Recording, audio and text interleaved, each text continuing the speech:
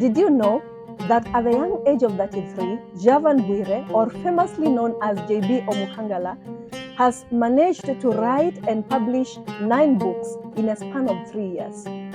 And today, we have the privilege of interacting with him, knowing his story, his writing career, and more about him. Stay tuned.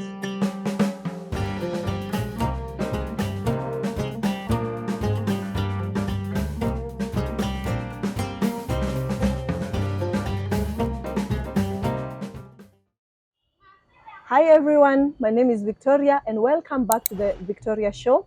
Today, I have an amazing show lined up for you.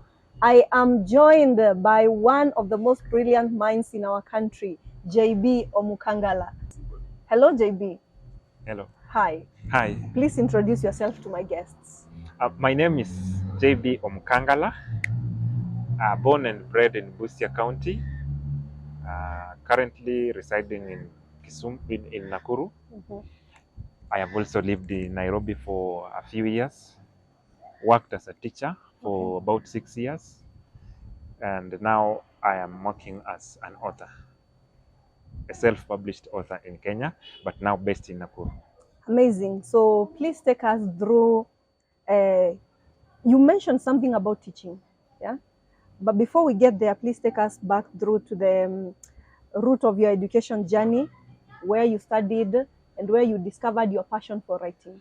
I went to a school, it's a village primary school known as Miafo Primary School. From there, I went to another school that is just in the village called Nyahobi Secondary School.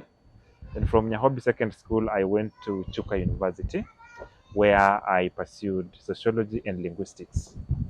Then after that, I became a teacher. I taught for a few years, then decided to become a writer. But before I decided to become a published writer, I used to write a lot of articles on social media, and that one was like a training ground for me. When I felt like I had reached the level that I wanted, I decided to quit teaching and do writing as a full-time job. Okay, so which is your first book? My first book is known as Torn Between. It talks about culture, talks about history, and it also talks about romance. Okay. It talks about the culture of the Ameru people, the Luya, and the Maasai, but has 3 main characters who are in something like a love triangle, where one guy, young man, is not able to make a decision between 2 ladies, one from Meru community, another one from the Maasai community. Yeah, it's hard to choose between those 2. Yeah, it's hard. That's why it's known as Torn Between. Yes, please. So how did you discover your passion for writing? I discovered my passion for writing when I was still in high school. My love for literature just came naturally when I was in high school, and I used to read a lot of literature materials. I used to do a lot of, when you have something in you that it's always pushing you towards a given direction, if you are keen, you come to realize that maybe this is the direction I'm supposed to take. So when I was in high school, I used to read a lot of books, especially the Caribbean literature. Then it got to a point where I would even skip chemistry classes to go and read novels, to go and read English in the library. So JB, you are those naughty kids. No, I cannot say that I was that, but we got to a point where I was doing all the sciences. Okay. So, and then it was just 2 sciences that were supposed to be graded. So I told my teacher, now that it's not a must that we have chemistry on my list of the subjects being graded, you can be giving me time to read other subjects instead of just coming every day to the class. So he allowed me towards the end of the 4th year in high school. So I used to go to the library to read those Caribbean books, to read literature, to read just novels during chemistry classes, and mostly even during games. I just liked reading anything to do with creative writings. Okay. Yeah. So take us through the writing of your first book, Torn Between. What was it like? Of course, you've already given us the background of the story, but then I mean, there are challenges that others go through, especially when you are working on your first book. What was that one like for you? Now, my first book took the longest to write. It actually took almost a year. Mm-hmm. I started working on it in 2019. Then we got to a point where I felt like the book was empty because Mm-hmm. it was just based on romance. Okay. So I wanted to write a book that can be read by different people in different fields and in different ages. Mm-hmm. So I decided to go back to my village to do research on Luya culture. Mm-hmm. Then I went back to Kajiado and do research on their the Maasai culture. Mm-hmm. Then from there I went to Meru to research on their Meru culture. So that when I'm writing, though it is creative writing, but now when it comes to the cultural part, it is factual. Okay. You have something that people from that community cannot refute or argue that it's baseless, it's not well researched. Mm-hmm. Now, that's why the first book took long to publish.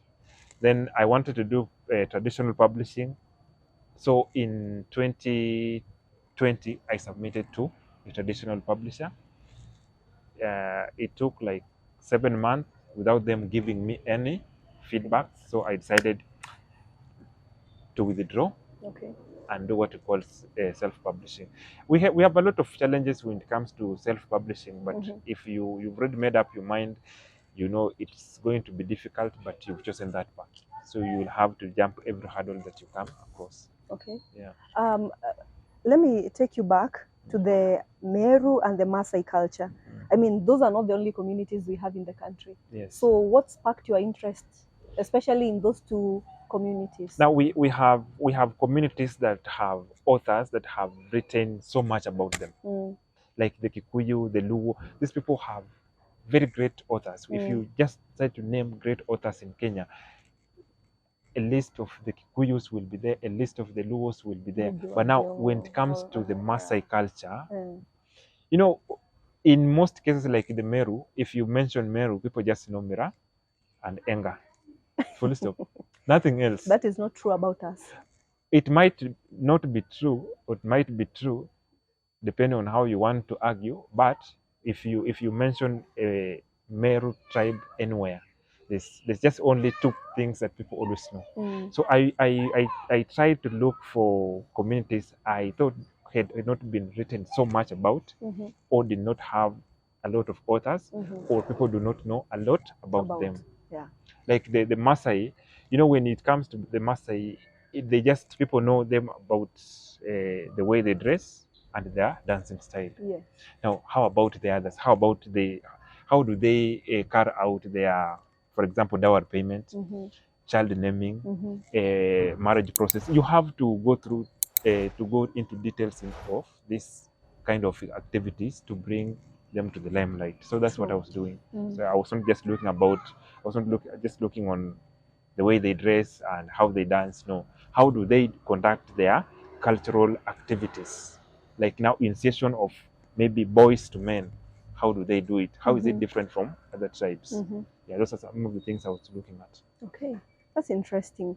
And it's amazing that you took your time to go through the communities to actually research. I think most people, when they are writing about other communities, you tend to see people just basing their arguments on misconceptions. But that you took your time to go down there to the ground research is amazing, because of course you give a true representation of what the people really are. Yeah. Yes. So you talked about a traditional publishing, and then we have self-publishing. When traditional publishing is quite known, where you take your book to a certain known publisher, they look through it, they work on it. Would you please take us through self-publishing? What exactly do we mean by self-publishing? Now, with self-publishing, okay, I'll just talk about traditional publishing a little. then I will go to self-publishing. Okay. Traditional publishing is where when you are done with what we call the manuscript, your story, you submit it to a publisher. Then the publisher is going to do the rest: edit, format, design the cover, market, sell, and then you are going to receive what we call the royalties. Royalties in Kenya hardly goes between between 4 to 10. That is 10% of the total amount that your book is going to cost. Wait. Now, regardless of how much yeah, they have sold. If, for example, your book is going for 700, the maximum you can get from that book is 70 books. Now, I decided to do traditional publishing. At first I had chosen to do the traditional publishing because I was not financially capable of doing self-publishing. Yes. Self-publishing is expensive. It is so demanding. But we got to a point where I said, I am ready for this. I will do what it takes to publish my book using the self-publishing way. So self-publishing is where you write a book, you edit the book, you design the cover, you format, you print, you market, you sell, you deliver as an individual. Now, it is a long process to an extent that some of us tend to skip some of the steps to make work easier. Okay. And that is one of the things that is compromising on quality of self-published books. But when it comes to traditional publishing books, they have all the resources they need. They have all the resources they need. So a book can undergo like 3 or 4 editing processes. But now for self-published, editing is very expensive. Now, assuming, for example, I've written a book that is 60,000 words. That means I will have to spend at least 60,000 to just edit the book. Now, we still have cover designing. We still have a layout of the book. We still have printing. All this process, you find that ISBN. Yeah, we still have you still have all those things. You see, you have to pay for all of them. Okay. But now, when it comes to self-publishing and someone feels like editing is going to cost them a lot of money, they might decide to do it themselves. Then they say, because I know English, I can edit this book. But now, when it comes to editing, it's not about English. True. Editing is about the structure. You might have written a perfect English, but the book is not well edited. We always make sure that there is a story. You might read the book to the end, but you are not able to tell what actually pushed this person to publish this book. So self-publishing entails a lot of, it's actually labor intensive, and it's also expensive. So when you compare these two, but it's rewarding, that is. The difference is, in self-publishing, you get 100%. If a book is costing 700 shilling, it is 700 shilling in your pocket. But when it is traditional publishing, if it's costing 700 shilling, only it is 70 books. It's yours. What? That's maximum. Yeah. You can still get 40 books from each book. Yeah. So when you compare the two, you feel like if you are a person who knows how to market your products online, because online now, if you compare today and in the past, today the internet has given us a platform to market our products, and you can reach a very large audience using social media. And then I was someone who could capture people's attention on social media. That's why I decided, let me do. Actually, you write very interesting stories. Yeah. Those are just I don't write because I have time or because I just want to write.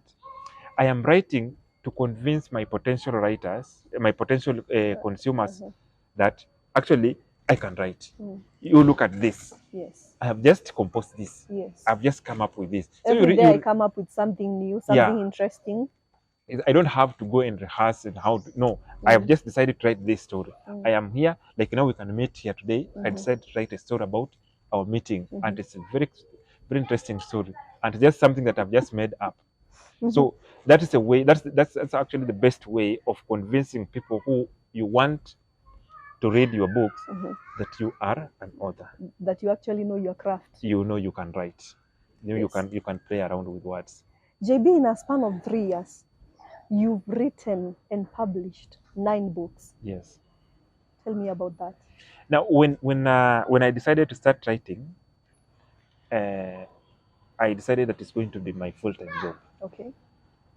You know, just writing a single book, as I've told you, it can take you a whole year. Yes. But now, as the more you do it, the easier it becomes. You start getting experience. You know, okay, these are some of the things I should avoid when I'm writing. These are some of the things I should incorporate. So in the last 3 years, there's a lady I've been working with, who is my personal assistant.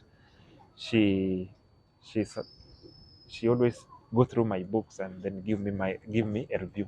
But sometimes she can just tell me, I would like you to write about this. Then I go sit down and write about that. Then it becomes a book later. So my writing journey has not been that bumpy.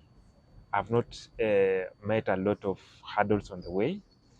And when I decided that I want to do this full time, I decided to sit at home, write books, edit books, market books, and sell books and deliver them. Yes. Now, I was aiming at a point where we would have my books publishing other books, marketing other books, and delivering other books, and still sustaining me. That's why I decided, you know, my first book, this book, I wrote it using a phone, the whole of it. I didn't have a laptop, but I hate that urge. Every time I take a phone, I feel like, no, I can write this. Because I was writing on social media using a phone, I gave myself confidence I can do this. So I wrote the whole book using a phone. Now, when the book was out and people liked it, actually got enough money to buy a laptop. Now, when I bought a laptop, now writing became easier. Then I decided, let me just do this as my career, from now henceforth, or for the next like 4 or 5 years, I'm just going to be an author, and I'm going to be a serious one. I have to stand out. And it is true, you stand out. That's because I'm thinking to myself, this is just 3 years. 3 years.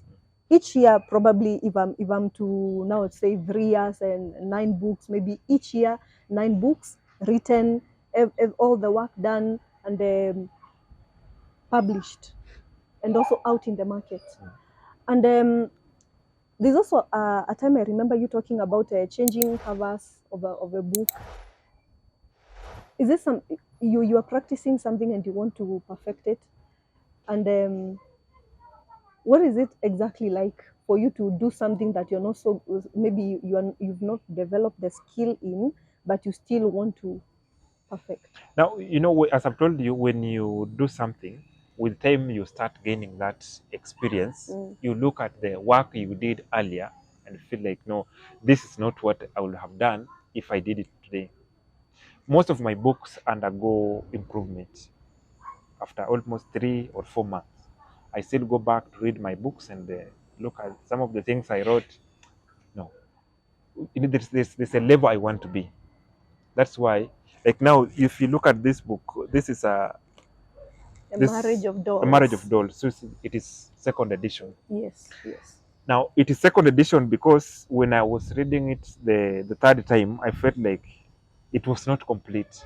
It's not. It has not met the threshold of a book I wanted to write.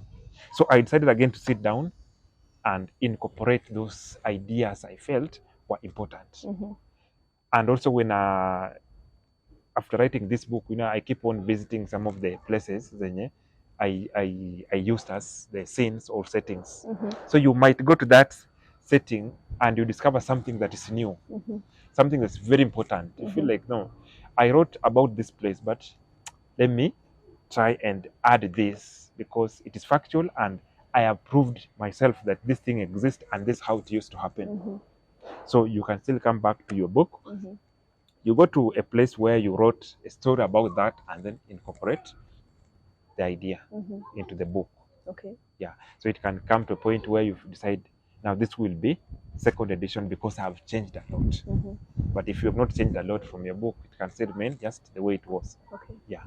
So, for example, if you are to speak to young others or someone who is aspiring to write, what are some of the things that you would advise them to check on? Now, it is very tricky today because people will see you in the market making money from books and they feel like this guy is making money. I also want to write and make money. Yeah.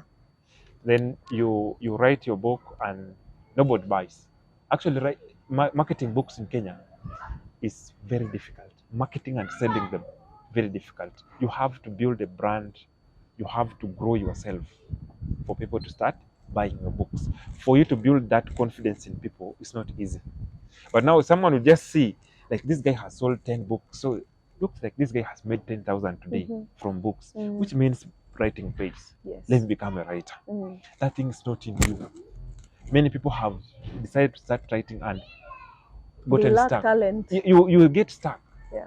You force until you come up with a book and people do not buy.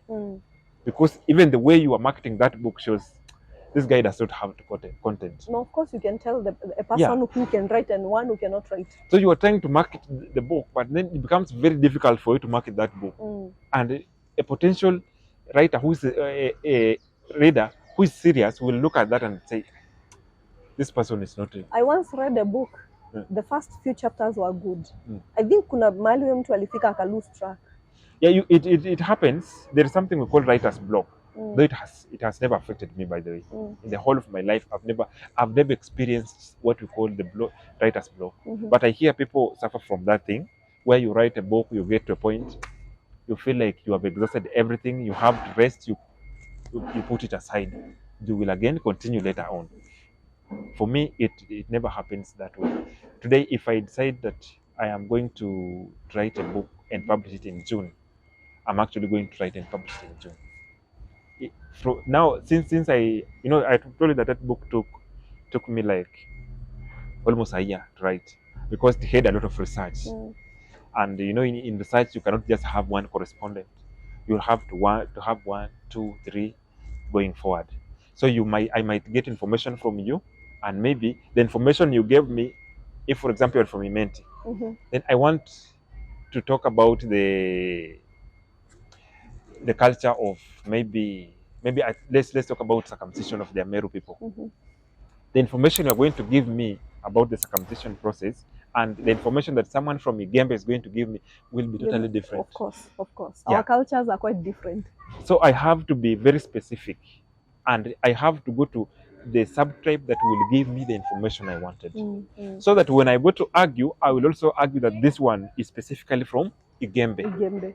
I will not generalize and say this is for Meru the people. Whole of Meru people, because some are going to dispute with you. Some people from Igembe will just tell me, no, that is not our culture. Some from Mentu will just tell me, no, we don't do that. We don't know what you're talking about. You see. So it's a bit challenging, especially when you're writing about a topic that you need to research. So with the young people, most of them want things that are so fast. You achieve them very fast. Umeanza kitabu leo, tomorrow it is in the market, it is popular, people are buying, you are getting a lot of money, you have a name. No, the end product is a lot of money. Yeah. So it's not that easy. But if someone has a talent and wants to join this industry, the industry is rewarding. The industry is rewarding. I cannot lie that it's not rewarding. But for you to get that point where the industry is going to reward you, writing is going to pay you, you're also going to pay a price for that. It's not that easy. So JB, tell me, if we have others in Africa that inspire you greatly, and number 2, who is your favorite author? I have a few authors that I have read their work and I've liked it. There is an author called Francis Mbuga, the late. Yes. I've read almost all his books, and I liked them. I've also read books by Ngugi wa Thiong'o. I also liked the way he writes. H.R. Oleplate, one of the guys that I really love. Then there's this guy from Uganda called John Ruganda. Yeah, John Ruganda, I know him. I like the way he writes. Those are some of the African authors that inspire me. Okay, Yeah. all right. And my favorite, I can say, it could be either Francis Imbuga or John Ruganda. Okay. Yeah. JB, I've not heard you mentioning any female authors. Are you telling me usomangi vitabu vimeandikwa na female authors? I do read. I've read Margaret Ogola. I've read Olude Makogoe. I have read Chamaman. I've read all those books. But I have a certain way I like my books written. Okay. Yeah. So before I choose that this is going to be one of an author that's going to inspire my work, you must be someone who writes a lot of humor.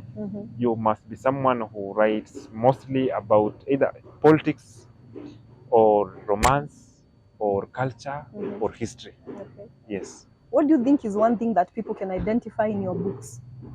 My books, I think A theme. one of the main themes in my books is always something to do with social institutions, relationships, marriage, courtship, family. Even the way I write on social media, you just tell this guy likes things to do with family and such things. Then humor and romance. I love those things. Talking about family. Yes. There is a person called McKenna that you mention every time. Yes. Is McKenna a real person or is McKenna a character? Now, the McKenna I talk about on social media is a character. And it's a character in my first book. Yeah. Okay. What so we else? should not read too much into... No, there's a... When you are writing, there is something called branding. In branding, there's something you want to be identified with. When I write something on social media and then you come and copy and paste on your timeline without acknowledging me, people who follow me will just know. Yeah, people can know that this is so and so wrote. Yeah, this is so and so. Yeah. There's a way I write that is so different that makes my work unique. Yes. Now, I decided to be using this McKenna character because I wanted to communicate more about family, the challenges families go through, the challenges of marriage and such things. So I decided to come up with a family and have a character, female character, a male character, and then a family that is so young and is growing. Yeah. Okay. So McKenna, the McKenna, this McKenna character, and this McKenna real person. But the one I talk about is a character. It's a character. Right. So tell me about some of the challenges that you faced, especially in writing books.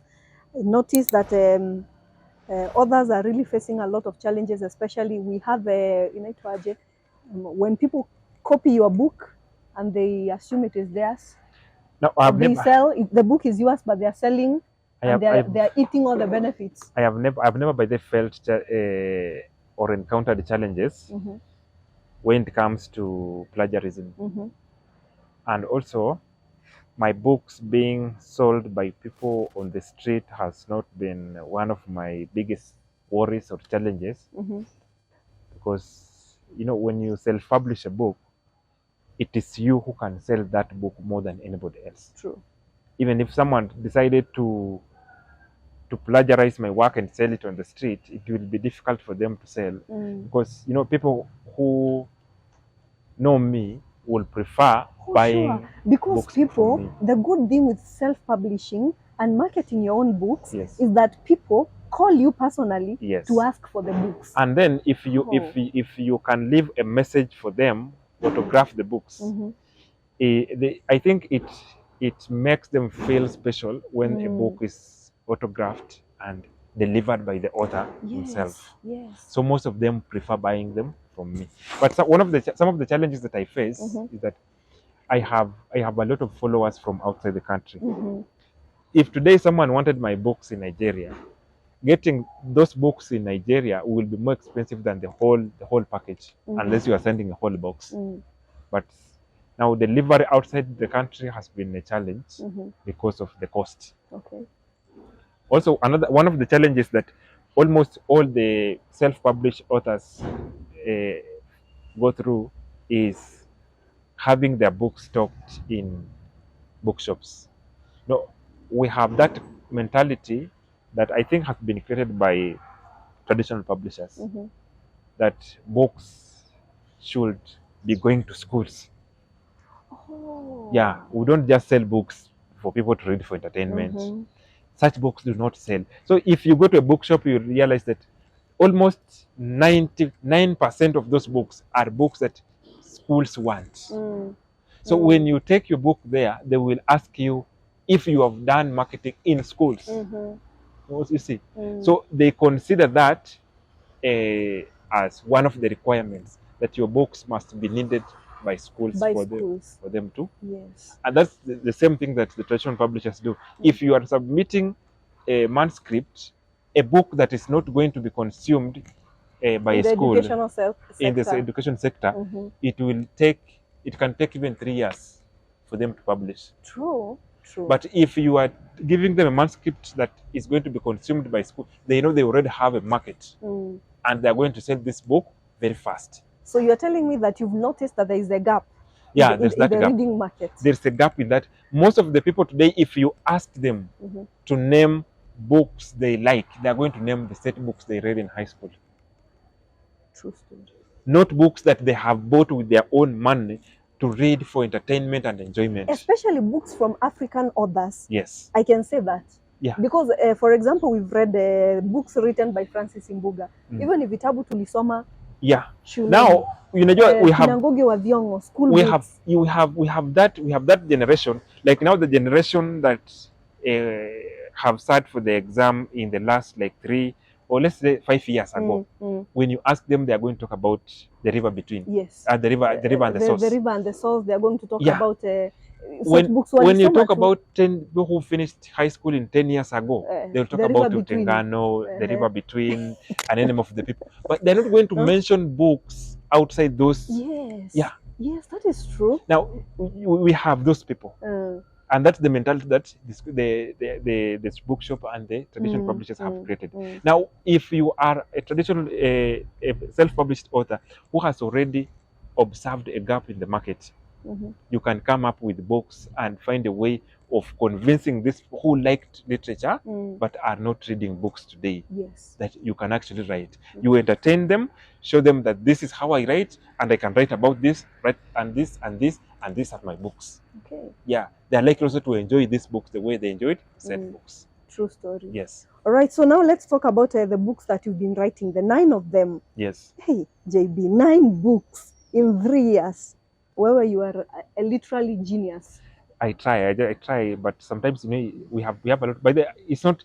If I were not, when I started writing, it got to a point where I was getting a lot of requests from people for me to guide them, for me to aid their jobs. So it got to a point where I decided to start. There's something called Namada Books. Yes. Namada Books is like a label. We come together. If you can write. We come together, you sign a contract that I'm actually going to publish at least 1 book a year. And then you pay a commitment fee. So after paying a commitment fee of 3,500, I tell you, every time you publish a book, I'm going to return this money. 1,000 for if you actually publish a book a year. For every book you publish every year, I give you back your money.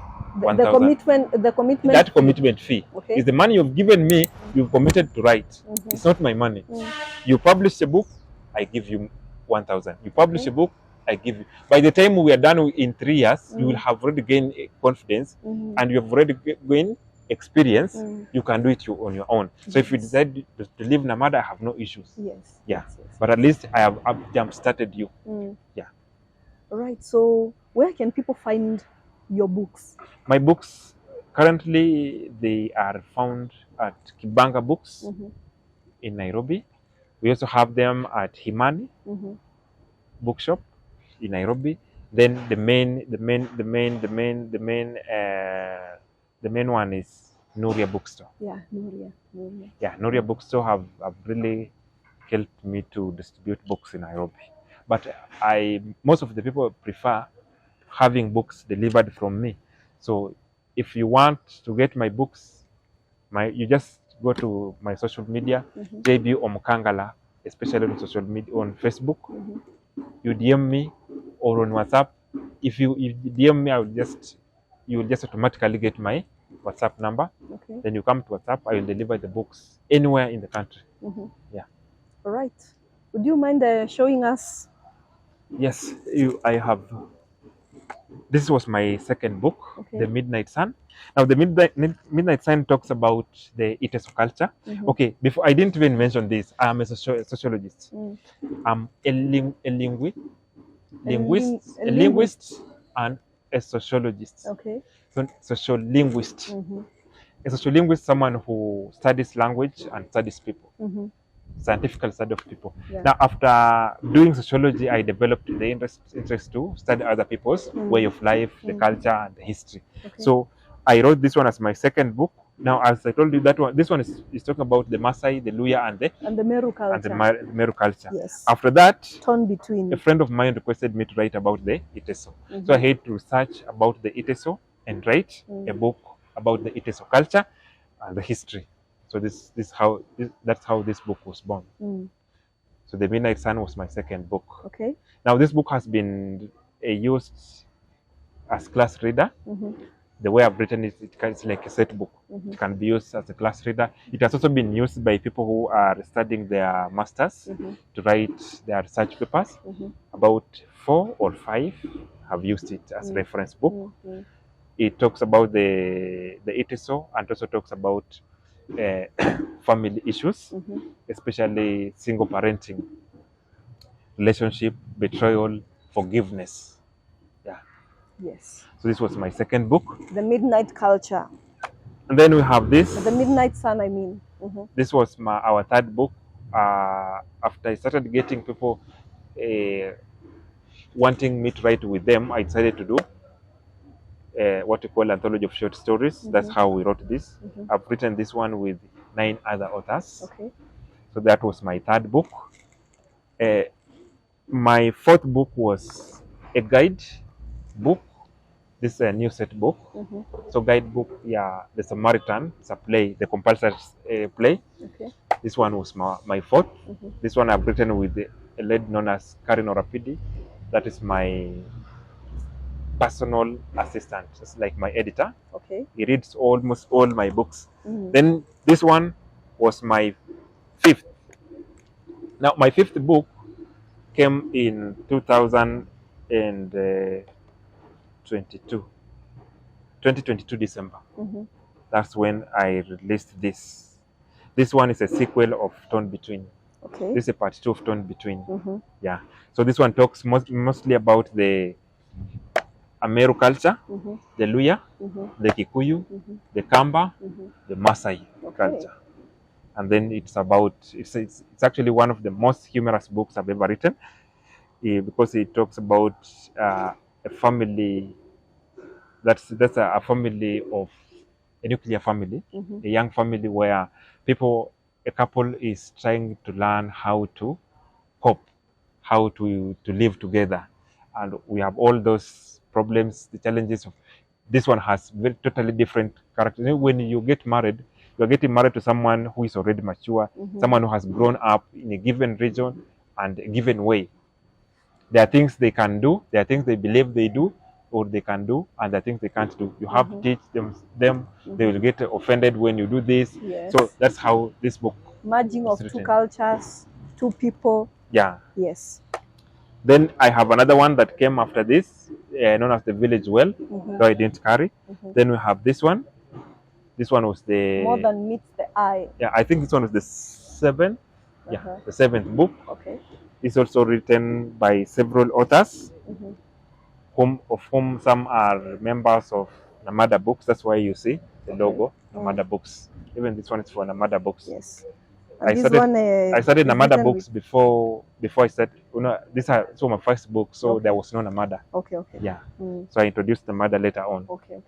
So my 8th book was Fathers of Nation, which is also a guidebook to the new set book. Okay. The compulsory novel. Okay. The current one. Yes.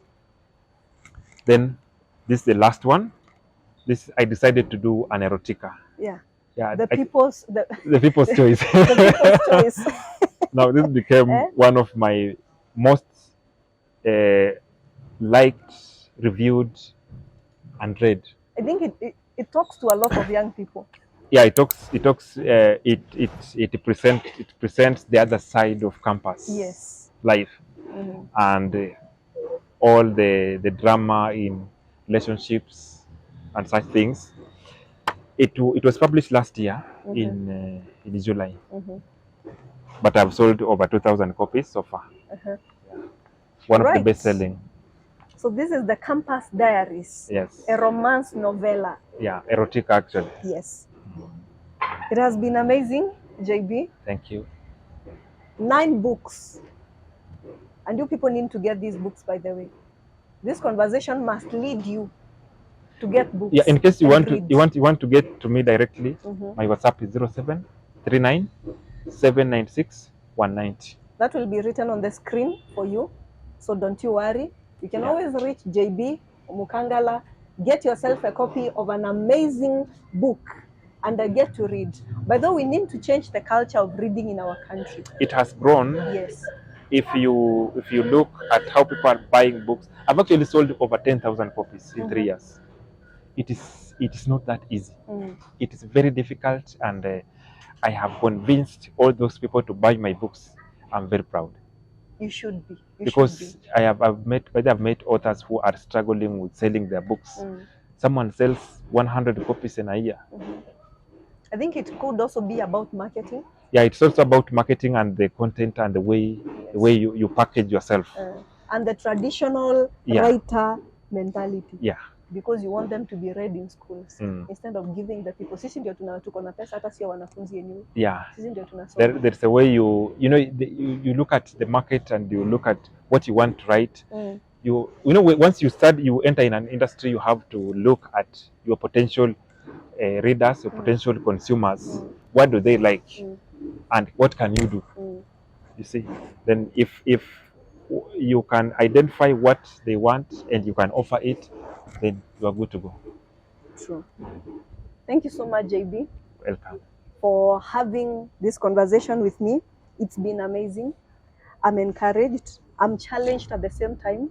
And I'm hoping that my viewers are going to get something from this conversation. Unless you have something else to add. I don't have anything I can say I'm going to add, but expect more books. Okay. I am going to write books. I think every year I should be writing at least 2 books. Okay. Yeah, and I might research about some of the communities that you've never, like the Rendile.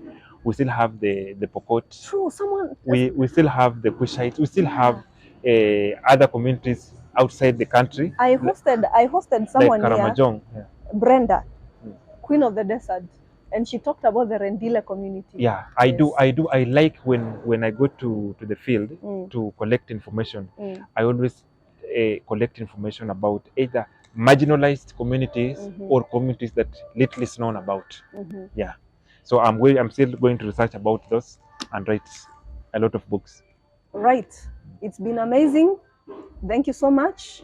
And from me and my guests, it's bye-bye. Subscribe, share, and like. Thank you so much, JB. Watu tunawakumbusha kusubscribe. Eish.